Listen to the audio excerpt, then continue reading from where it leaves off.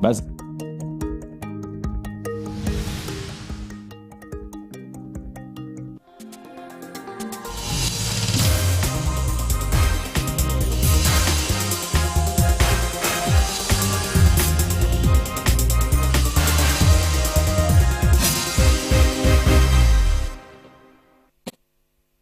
C'est parti pour cette nouvelle session de la mi-journée sur B1 Télévision, session d'information.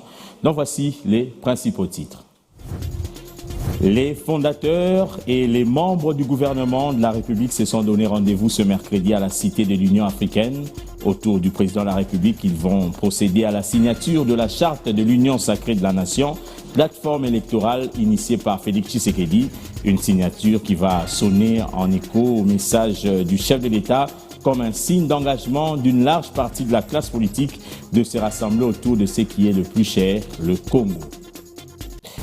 C'est une étape qui vient d'être franchie dans le processus législatif de la loi fixant les modalités de l'exercice de la liberté de la presse, la liberté d'information et d'émission par radio-télévision, la presse écrite ou tout autre moyen de communication en République démocratique du Congo.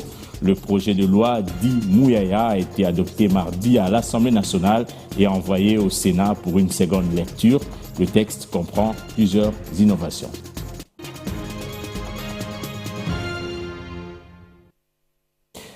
Bienvenue à toutes et à tous. Une nouvelle machine politique va voir le jour officiellement ce mercredi dans les hauteurs de la Cité de l'Union africaine. Il s'agit de l'Union sacrée de la nation placée sous l'autorité de Félix Tshisekedi. Les fondateurs et les membres du gouvernement vont apposer leur signature sur la charte de cette plateforme électorale. Les signataires de cette charte s'engagent à soutenir une seule candidature à l'élection présidentielle et à disposer de la majorité pour gouverner. Chaque membre de cette coalition politique et électorale garde son identité et son autonomie tout en restant soumis à la discipline du groupe et respectueux de ses devoirs en tant que membre dans le respect de la charte. Selon cette charte, l'Union sacrée de la nation restera ouverte à l'adhésion des partis et regroupements politiques, des personnalités indépendantes et de la société civile. Rendons-nous, voulais-je dire, à présent à l'Assemblée nationale où la ratification de l'ordonnance loi du 13 mars 2023 fixant les modalités de l'exercice de la liberté de la presse, la liberté d'information et d'émission par la radio-télévision, la presse écrite ou tout autre moyen de communication en RDC a fait l'objet d'examen. Cette initiative législative portée par le ministre de la Communication et Médias, Patrick Mouyaya, a été adoptée à la Chambre basse du Parlement et envoyée au Sénat pour une seconde lecture avant sa promulgation par le chef de l'État. Ces textes consacrent une presse plus libre, plus viable et responsable, matérialisant ainsi la volonté des États généraux de la communication et des médias de janvier 2022. Ce projet de loi prend en compte des exigences des nouvelles catégories de médias, dont la presse en ligne, les médias associatifs, communautaires et confessionnels. Puisque nous parlons du ministre de la Communication et Médias, sachez qu'il a effectué lundi avec son collègue de l'enseignement supérieur et universitaire une visite d'inspection dans 2 universités où se déroulent les travaux de réhabilitation et de construction des homes et auditoires pour les étudiants. Il s'agit de l'université de Kinshasa et l'université pédagogique nationale. Objectif visé, s'imprégner de l'état d'avancement des travaux. L'université de Kinshasa et l'université pédagogique nationale, 2 institutions académiques officielles dans la capitale, seront dotés incessamment des infrastructures dont les hommes devront répondre aux normes au grand bonheur des étudiants de ces 2 établissements académiques. Descendu sur terrain lundi, le ministre de la Communication et son collègue de l'ESU ont inspecté les travaux des réhabilitations en cours et des constructions dans ces 2 universités. L'objectif de cette visite est de permettre aux professionnels des médias de voir l'évolution des travaux de réhabilitation des homes des étudiants à l'UPN. Cette rénovation a concerné la tuyauterie, l'électricité, le système d'aération, les systèmes d'eau des homes pouvant abriter près de 6 000 étudiants. Ces travaux concernent également la construction de plusieurs auditoires. À l'université de Kinshasa, les mêmes travaux sont réalisés pour contenir près de 4 000 étudiants sur ces sites qui a été choisi pour les Jeux de la francophonie. sont exécutés les travaux d'aménagement qui sont en cours, les travaux de voirie qui se font sur quelques kilomètres.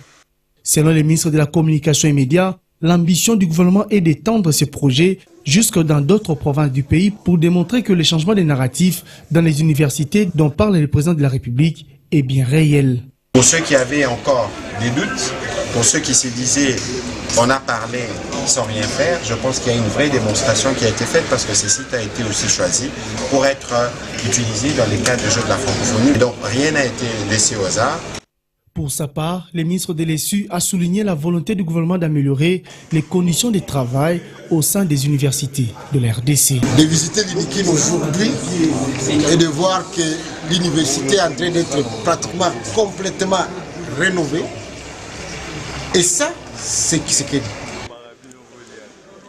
Dans ces deux sites universitaires, le comité de gestion et les étudiants bénéficiaires directs de ces œuvres se disent satisfaits de l'évolution des travaux financés par le gouvernement central. Sans les auditoires, on n'avait pas vraiment la possibilité de bien magasiner les choses, parce qu'on utilisait dans de mauvaises conditions. Mais avec l'allure où va les choses, nous espérons que ça va prendre. Patrick Mouyaya et Moïndo Nzangi ont invité les étudiants à faire bon usage de ces ouvrages pour la prochaine génération. La question de l'insécurité dans la région des Grands Lacs sera inscrite à l'ordre du jour lors des prochaines rencontres du Conseil de sécurité des Nations Unies, matière inscrite par la Russie, comme vous le savez, qui assure pour le mois d'avril la présidence de cette organisation internationale. La République démocratique du Congo va occuper une place de choix lors de ces débats. L'envoyé spécial du secrétaire général de l'ONU pour la région des Grands Lacs devrait présenter l'exposé semestriel sur la mise en œuvre de l'accord cadre pour la paix, la sécurité et la coopération pour la RDC et la région. Suivez. Dans les Grands Lacs africains, la situation est marquée notamment par l'agression rwandaise en RDC. La Russie, qui a réaffirmé sa détermination à œuvrer pour la paix et la stabilité dans cette partie de l'Afrique, a programmé ce dossier dans l'agenda du Conseil de sécurité en avril. Au cours de cette réunion, l'envoyé spécial du secrétaire général de l'ONU pour la région des Grands Lacs, Wang Xia, devrait présenter l'exposé semestriel sur la mise en œuvre de l'accord cadre pour la paix, la sécurité et la coopération de 2013 pour la RDC et la région. Selon les sources onusiennes, la question clé pour le Conseil de sécurité reste de savoir comment relever globalement les défis sécuritaires persistants auxquels sont confrontés la RDC et la région. À cet égard, les membres du Conseil de sécurité peuvent exprimer leurs préoccupations face à l'insécurité croissante dans l'est de la RDC et réitérer leur soutien aux efforts régionaux dans le cadre du processus de Nairobi et de Luanda. L'autre question majeure est de savoir comment continuer à soutenir la mise en œuvre complète et efficace de l'accord cadre pour promouvoir la paix et la sécurité dans la région de Grands Lacs. Une option possible est que le membre du Conseil adopte une résolution marquant le 10e anniversaire de l'accord cadre et demandant au secrétaire général de présenter dans le cadre de son prochain rapport semestriel des recommandations concrètes à la suite de consultations avec les États signataires et les garants sur la façon dont l'accord cadre peut être revitalisé, précisent nos sources. Les membres du Conseil de sécurité sont largement favorables à la résolution de causes profondes et des facteurs de conflit dans la région des Grands Lacs grâce à une approche régionale globale. Ils devraient ajouter, les mêmes sources continuent à souligner qu'il n'y a pas de solution militaire à la situation dans l'est de la République démocratique du Congo et réaffirment leur soutien à une solution pacifique par le dialogue dans le cadre des initiatives régionales en cours. Pendant ce temps, au Nord Kivu, la société civile plaide pour une attaque contre les rebelles du M23. Selon le président de cette structure, seule la force militaire doit être exercée sur ce mouvement terroriste soutenu par le Rwanda pour le contraindre à respecter les différents accords signés par les chefs d'État de la sous-région. Comme vous le constaterez, jusqu'à aujourd'hui, ces M23 sont toujours dans certaines zones. Et au contraire, ils continuent à élargir même leurs zones d'occupation parce que pas plus tard qu'hier, avant-hier, il y avait des affrontements dans les Massissi, plus précisément dans la chefferie de Bachal, vers Kashuga, voire même dans les Rutshuru, dans le groupement Bukombo, où il y avait des affrontements des terroristes du M23 avec leurs alliés RDF. Et là, nous sommes en train de dire que c'est une distraction pure et simple.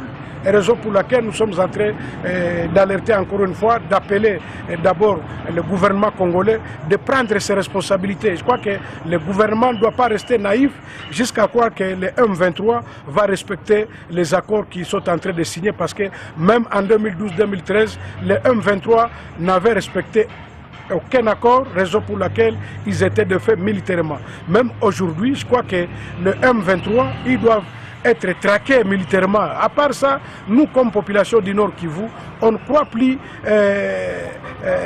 aux accords que le M23 peut signer, parce qu'il n'a jamais respecté les accords.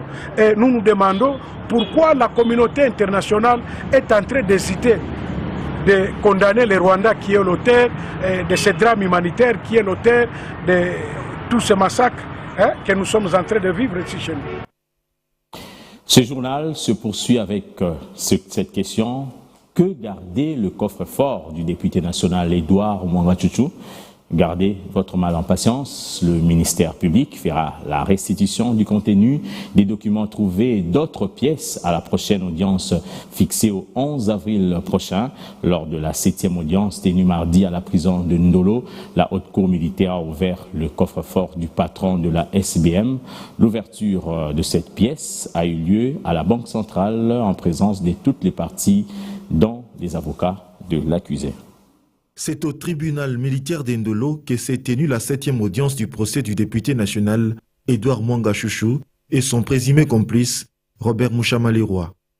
Dès l'entame de l'audience, les juges ont décidé de suspendre la séance pour une seule raison, l'ouverture du coffre-fort de prévenu Mwanga Chouchou.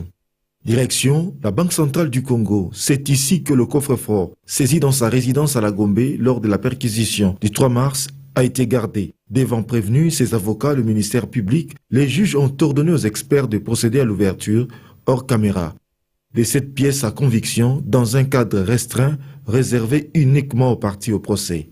Certaines d'entre elles renseignent qu'il s'agit de l'argent, de passeports et de documents retrouvés dans ce coffre-fort, dont le contenu sera dévoilé par le ministère public. De retour à la prison d'Ndolo, cette forte pluie n'a pas permis aux juges d'action de poursuivre l'audience, d'où le renvoi, soit le mardi 11 avril, où le prévenu Mwanga Chouchou est complice, poursuivi pour participation à un mouvement insurrectionnel, détention illégale de munitions de guerre et incitation des militaires à commettre des actes contraires aux devoirs et à la discipline, devant éclairer le tribunal pour les objets qu'aura présenté le ministère public. Lors de cette audience en vue, l'organe de la loi fera également la restitution des autres objets saisis dans la concession d'Edouard Mwanga Chouchou à Rubaya dans le Nord Kivu, lors de la découverte des caches d'armes. La santé est une approche adoptée par la République démocratique du Congo, ONF, est en train de se décentraliser, un processus qui doit prendre en compte tous les niveaux partant de la base. C'est pour renforcer cette décentralisation que le projet d'Opera House réunit les différents acteurs. Il s'agit des agents des communes de la ville de Kinshasa en atelier de renforcement des capacités.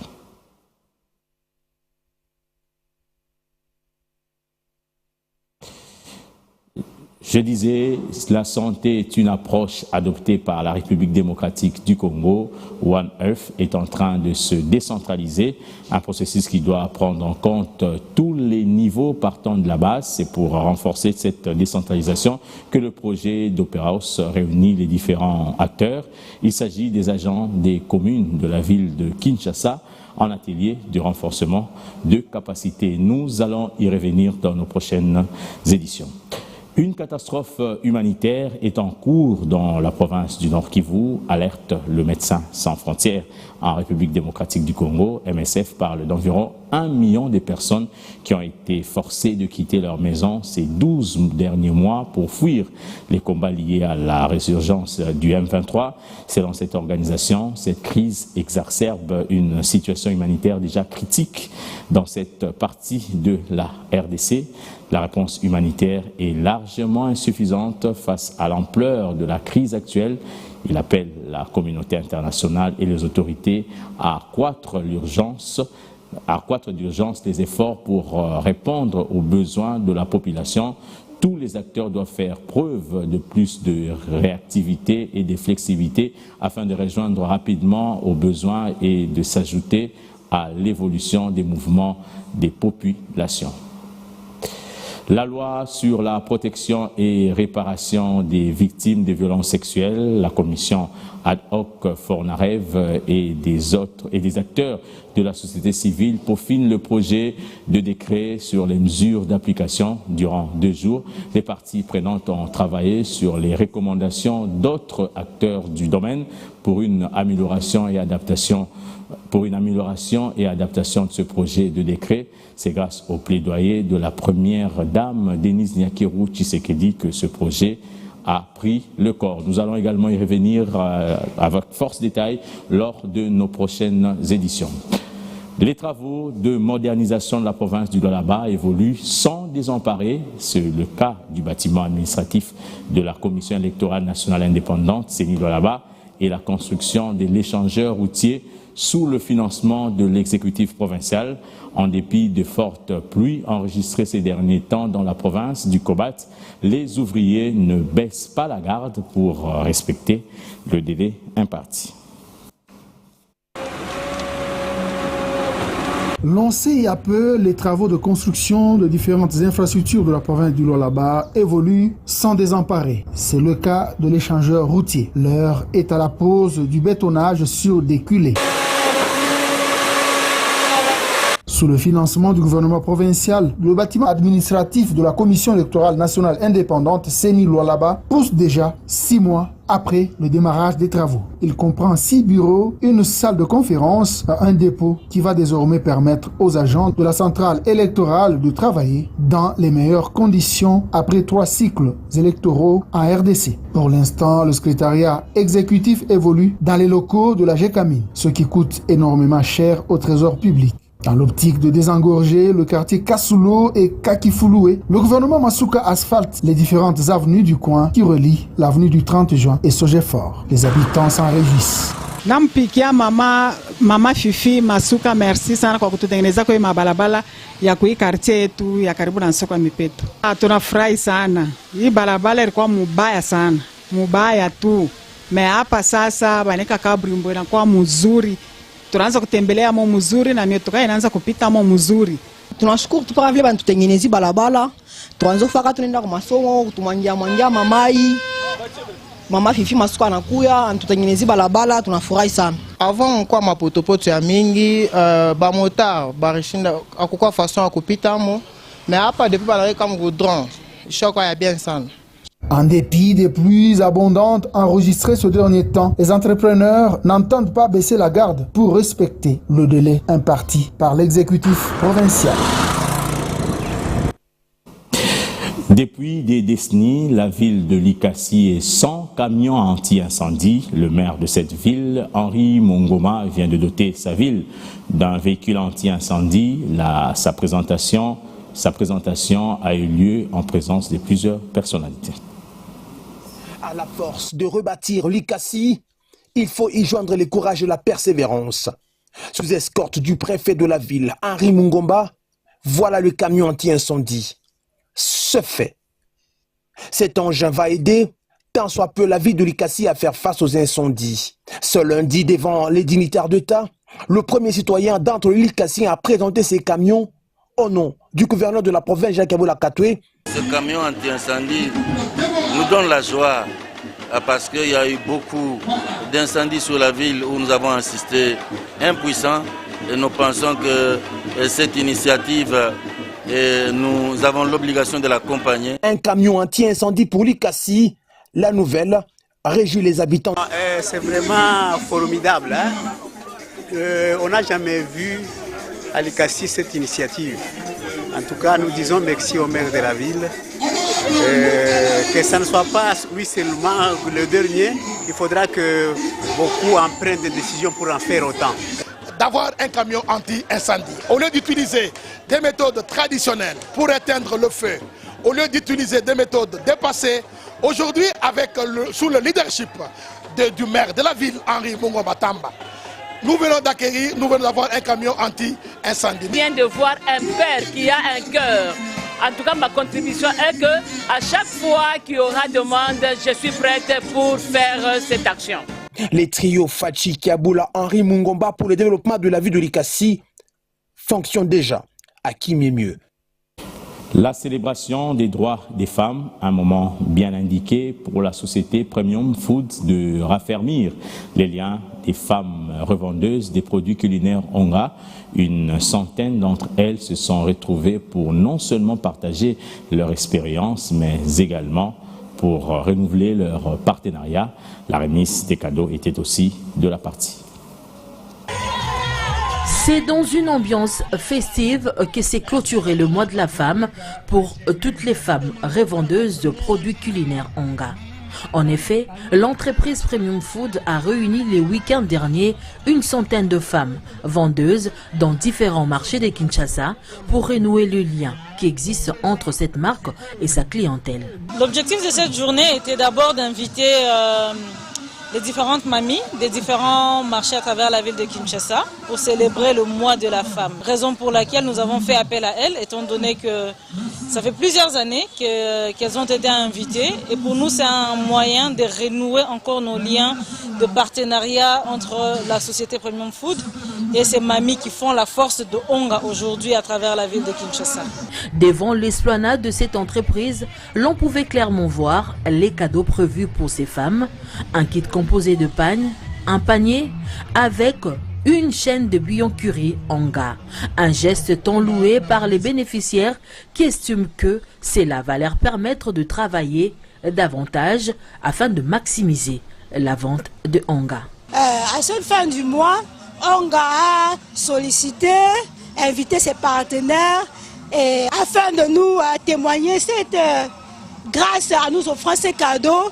Et je trouve que c'est vraiment, ça nous va tout droit au cœur. Naza vraiment na isengo mingi oyo nga na zwi na Onga nanu na zwa yango na ba nini mususu te. Tout est bien qui finit bien. La manifestation s'est soldée par les pas de danse des mamas vendeuses de Onga et un cocktail a été servi à la fin de la cérémonie. Habituez-vous à la nouvelle dénomination de FBN Bank, First Bank RDC. C'est la nouvelle identité de cette institution financière, ce conformément à la procédure initiée par First Bank of Nigeria en vue de permettre à tous ces filières de bénéficier des différents produits mis à la disposition des différents clients. C'est un changement qui va sans doute contribuer à l'amélioration de ces services. FBN Bank a été baptisé First Bank RDC. Un changement des dénominations qui intervient dans le cadre d'une procédure initiée par First Bank of Nigeria pour des raisons de conformité avec toutes ses filiales. First Bank DRC entend ainsi, au-delà de sa gamme des produits déjà proposés, élargir cette diversité avec un riche bouquet au profit de sa clientèle. L'annonce a été faite au cours d'une conférence de presse animée par le comité de gestion au siège de la banque à Kinshasa. La nouvelle identité des filiales contribue à renforcer la présence de la marque et aide nos clients et autres parties prenantes à mieux apprécier la valeur des gammes des produits diversifiés, des produits compétitifs et des vastes réseaux d'affaires offerts par le groupe First Bank. Avec plus de 129 ans d'existence au Nigeria et presque 30 ans en RDC, First Bank, forte de cette expérience, se veut digne de confiance non seulement pour sa clientèle, mais aussi pour la République démocratique du Congo. Cette banque est un vecteur de croissance pour le secteur économique du pays. FBN Bank RDC, maintenant First Bank RDC, est l'une des banques les plus prestigieuses de la République démocratique du Congo, contribuant au développement économique du pays depuis 1994.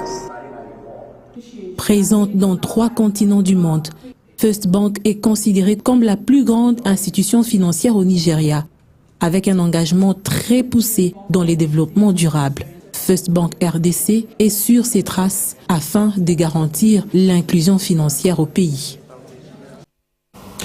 Booster l'entrepreneuriat féminin à travers les mesures incitatives mises en place par le gouvernement. Tel a été l'exercice auquel s'était soumis le Premier ministre face aux entrepreneurs femmes à Level Up For by Makutano, échange qui a marqué la clôture de la 4e édition de ce forum panafricain de l'entrepreneuriat féminin, de l'agro-business à la participation, à la politique active en passant par l'amélioration du climat des affaires et l'accès au financement.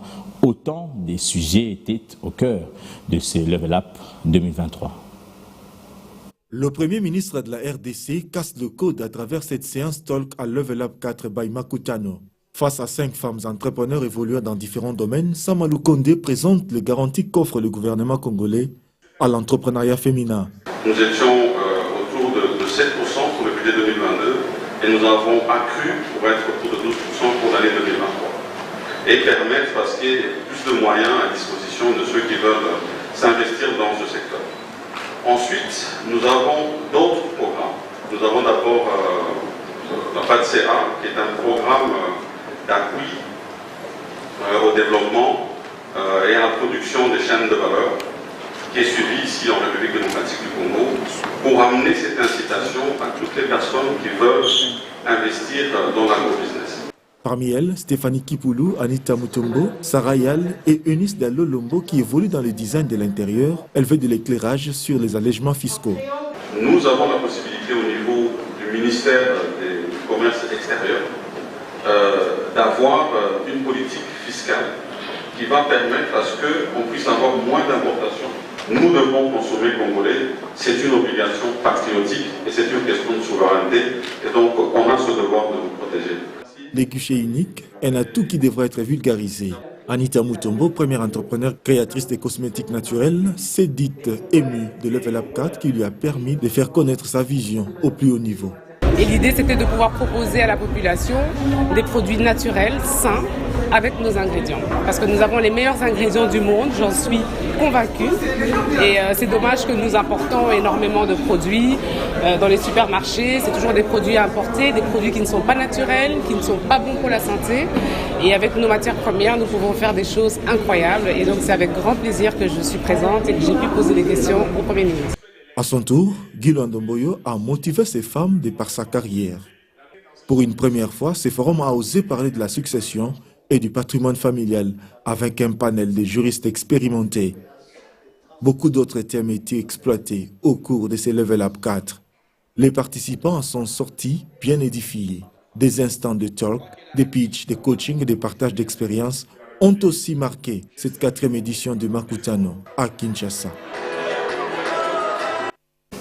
Mesdames, Messieurs, c'est la fin de cette édition d'information. Merci de l'avoir suivi. Au revoir.